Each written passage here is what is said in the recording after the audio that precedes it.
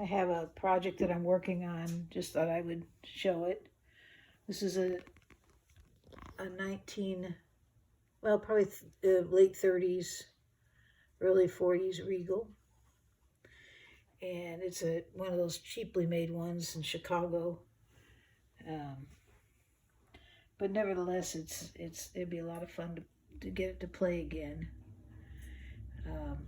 I've already removed all the frets, and this one had an ebony nut, but it was set up for a slide, so the nut is actually pretty good shape. So because it was covered with that lift. I've already taken the back off of this because all the braces inside were falling off. Actually, you could see it happening here. This was dented in because the brace that goes across here was no longer holding it together, and it was starting to sink. So I've taken off the back, and it came off really good. Minimal amount of chattering around it. Looks really good. But you can see right here, this brace is gone.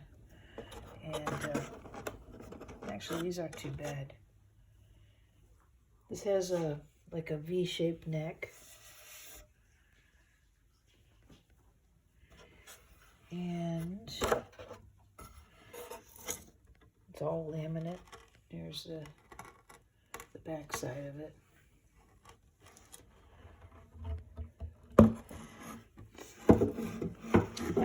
This fingerboard, I took the frets off because it was painted over.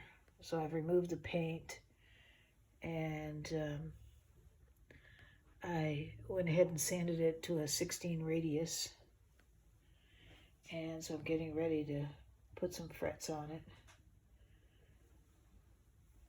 So there you have it. Probably a 1937, 38 Regal. As you can see by this green sticker, there's no other identifiers on it. But it was one of the inexpensive models, definitely.